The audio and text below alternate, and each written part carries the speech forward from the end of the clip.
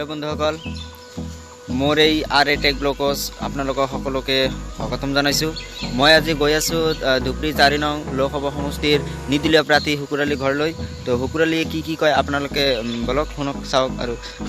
देखि थाকক भिडिओটো। ए आसिल आमार MP सुकुर आली। तो भोट पावर पिছত सुकुर आली की करब शुनक आपनालोके। আপুনি যে ইলেকশনটো খেলিলে ইলেকশনটো পাৰ হৈ গৈছে হয় তো এতিয়া ইলেকশন পাৰ হোৱাৰ পিছত আপোনাৰ কেনেকুৱা অনুভৱ হৈছে যে আপুনি ক'লে যে মই প্ৰথমত 9 লাখ বা 10 লাখ ভোটত জিকিম তো এতিয়া আপোনাৰ কেনেকুৱা অনুভৱ হৈ আছে মই এটো 100% কৈ আছো যে মই 100% মই 9 লাখ ভোটত আগৰবাৰ কৈছো আৰু এতিয়ালৈকে কৈ আছো মই 9 লাখ ভোটত জিকিম বদদিনাৰ পৰা হেৰুৱাইছে কিহতৰ লগত অলপ কন্টেষ্ট হৈছে কিন্তু হেৰুৱাইছো আৰু আমি প্ৰত্যেকটা গাঁৱতে কৈছো বা প্ৰত্যেকটা কেন্দ্ৰৰ পৰা কৈ আছো যে সকল মইতো জিকিছো মই অলৰেডি ৰানিং এমপি আপোনালোকৰ অলপ শিক্ষা আমাৰ পিছ পৰি আছে এই শিক্ষাৰ কাৰণে আমি অকল মুছলমান নহয় হিন্দু হওক বা মুছলমান হওক সকলোৰ কথা কৈছো প্ৰত্যেকটা কেন্দ্ৰৰ পৰা 6 জনকৈ আমাৰ লিষ্টৰ নাম ওলাইছো যে আমাৰ এখন আমি এটা দৰমহা পাব কিবা এটা আমি ব্যৱস্থা কৰিম এটা যুৱকৰ মানে কমিটি বনাম এই কমিটি যাতে আমাৰ মানে শিক্ষাখন আগবঢ়াই লৈ যায় আমি সেইকাৰণে শিক্ষাৰ কাৰণে আগবঢ়াইছো যে আমাৰ এই যুৱক যাতে অতি সোনকালে আমাৰ তাতে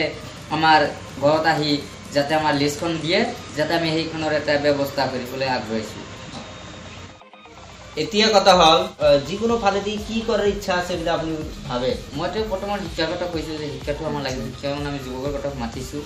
আৰু আমি যেটো মেছ ফেক্টৰী বন্ধ হৈ আছে বৰ্তমান দিন আমি কৈছিল আমি আগৰ পৰাই কৈছিল যে আমি এইখিনি কৰি দিম ঠিকতো কৰা নাই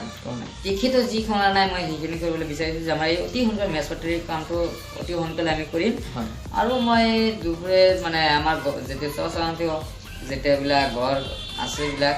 আমি ইয়াৰ পৰা গম পাও যে গড়খনীয়া সমস্যা আছে এই সমস্যাৰ কাৰণে মই অতি সোনকালে প্ৰটেকশ্যন যাতে দিব পাৰো কাৰণ মই এজন ৰানিং এমপি মই জিকি আছো মই 9 লাখ ভোটত জিকি আছো মই শিকাৰ কথা কৈছো যে বিভিন্ন সমস্যাৰ কাৰণে আপোনাৰ কি সমস্যা আছে ৰাজ্যৰ এটো হল আমি ৰিপৰ্ট বিচাৰি আছো যে ৰিপৰ্টটো দিওক আৰু আমি যেটো পাইছে এটো আমি মাতনাতে আছো যে আমি হেৰি কৰিম যে নদী ভাঙা যেটো সমস্যা এটো আমি প্ৰটেকশ্যন দিবলৈ আমি হাজু হৈ আছো আমি হেখিনি কৰিম আৰু যি সমস্যা আছে মানে কোনোবা বিভিন্ন ধৰণৰ বিভিন্ন সমস্যা